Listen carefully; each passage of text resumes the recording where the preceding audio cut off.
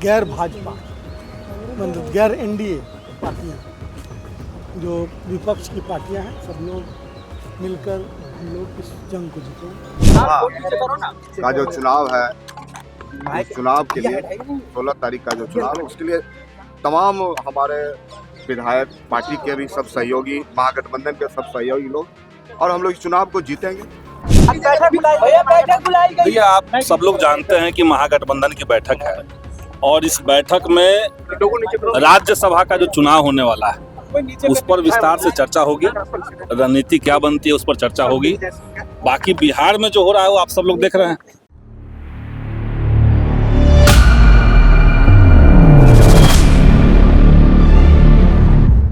नमस्कार, watch news देख रहे हैं आप और मैं हूं आपके साथ मौसम झा। आरजेडी के राष्ट्रीय कार्यकारी अध्यक्ष तेजस्वी यादव ने अपने सरकारी आवास पर आज एक महत्वपूर्ण बैठक बुलाई। आपको बता दें कि सूत्रों के हवाले से खबर आ रही है कि ये जो बैठक है वो काफी महत्वपूर्ण और अहम बताया जा रहा है। आपको बता दें कि जितने भी विधायक हैं आरजेडी के और उसके साथ महागठबंधन की जितनी भी पार्टियां हैं, सबके 35 विधायक को शामिल होने का निर्देश दिया गया है। और आपको तस्वीरों में दिखा रहे हैं, सबकी गाड़ियां आ रही हैं और सारे विधायक एक एक करके पहुंच रहे हैं। चाहे वो आलोक मेहता हो, चाहे वो मनीर विधायक भाई वीरेंद्र हो, सबका पहले आप तस्वीर में देखिए और साथ में ये भी सुनिए कि इस बैठक को लेकर वो लोग क्या कुछ कह रहे हैं।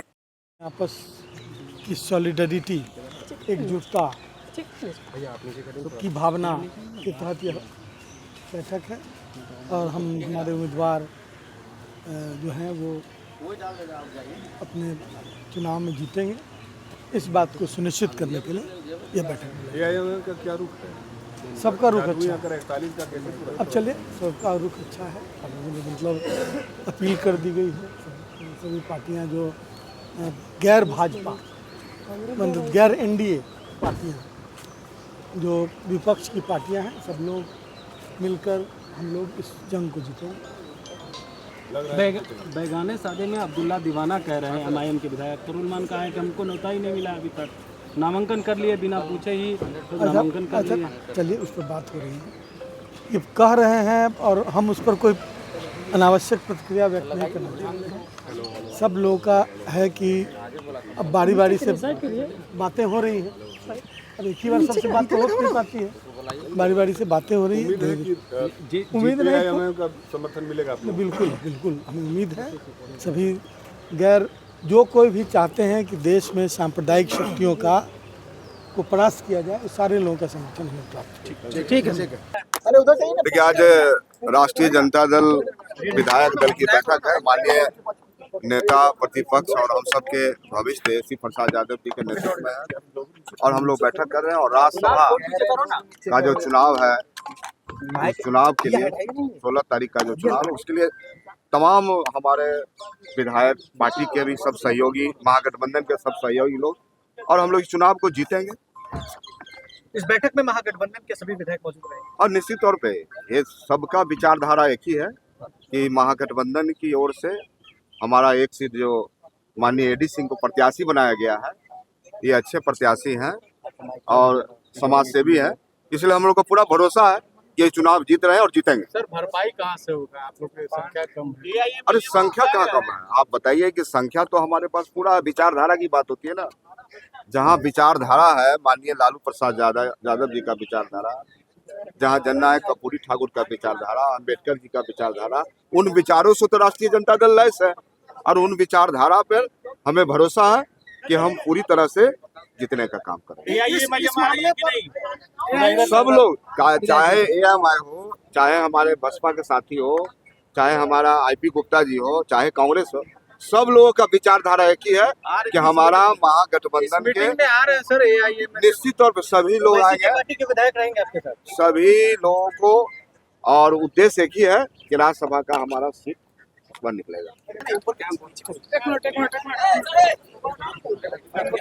क्या होता है, बैठक है 41 का संख्या कैसे पूरा करेंगे? वो वैसे साहब पे जो विधायक हम लोग 41 के पूरा मजबूती से हम लोग वैसे के जो विधायक हैं तो काम करें, कोई वार्तालाप ना हुआ।